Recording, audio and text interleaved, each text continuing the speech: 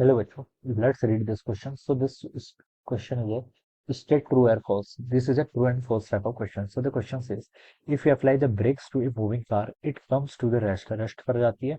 This shows that force can make a moving object go slower. तो इसका मतलब क्या है कि फोर्स से हम किसी मूविंग ऑब्जेक्ट को क्या कर सकते हैं, स्लो कर सकते हैं. ठीक है, ये आपको यहाँ पर बताना है. तो देखिए बच्चों, इस क्वेश्चन का की कॉन्सेप्ट आप क्या लिख सकते हैं. The key concept of this question आप क्या लिख सकते हैं बच्चों. आपका फ्रिक्शन फोर्स लिख लीजिए. क्या लिख लीजिए आपका फ्रिक्शन फोर्स. ठीक है, फ्रिक्शन फोर्स विल की कॉन्सेप्ट ऑफ दिस क्वेश्चन. ठीक है, अब देखिए बच्चों, कोई आपकी कार हम स्लो डाउन कैसे होते हैं, रुकते कैसे हैं? अगर हम देखिए ब्रेक अप्लाई करते हैं तो देखिए जो आपके व्हील्स होते हैं, ठीक है, जो आपके क्या होते हैं गाड़ी के, आपके देखिए व्हील्स होते हैं, इस तरीके से आपके क्या होंगे, व्हील्स होंगे. ठीक है, तो यहाँ पर देखिए क्या होती है, एक आपकी एक पैड वाली एक सर्फेस होती है, क्या होती है, पैड. ठीक है, तो ये आपके व्हील क्या कर रहे होते हैं, ऐसा रोटेट कर रहे होते हैं जब आपकी गाड़ी क्या कर रही है, मूव कर रही है. तो जैसे ब्रेक अप्लाई करते हैं तो ये क्या करते हैं, इससे क्या करते हैं, टच करते हैं, इसके व्हील से क्या करते हैं, टच करते हैं.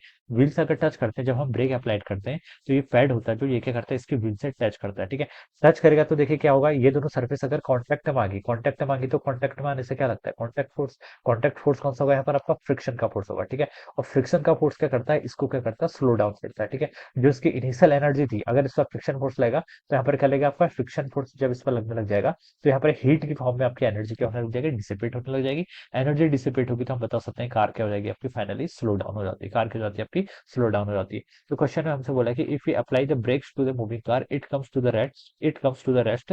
This shows the forces can make a moving object slower. ठीक है, तो हम लिख सकते हैं कि दिस स्टेटमेंट इज करेक्ट. ये क्या है आपका स्टेटमेंट, क्या करेक्ट है. ठीक है, वह तो हम इसमें लिख भी सकते हैं. देखिए, व्हेन वी अप्लाई ब्रेक्स, ठीक है, क्या लिख सकते हैं, when we apply brakes to the car, when we apply brakes to the car. ठीक है, जब हम क्या करते हैं यहाँ पर अपने, when we applied brakes to the car, क्या लिख सकते हैं, when we applied brakes to the car, then friction force, when we applied brake to the car, that friction force acts between, acts then friction force acts between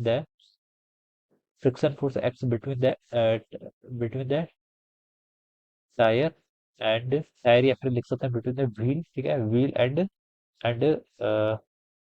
tyre and the contact surface. क्या लिख सकते हैं, contact surface लिख लीजिए. ठीक है, the friction force acts between the tyre and the contact forces. ठीक है, which slows down the, क्या लिख सकते हैं, which is slow which slows down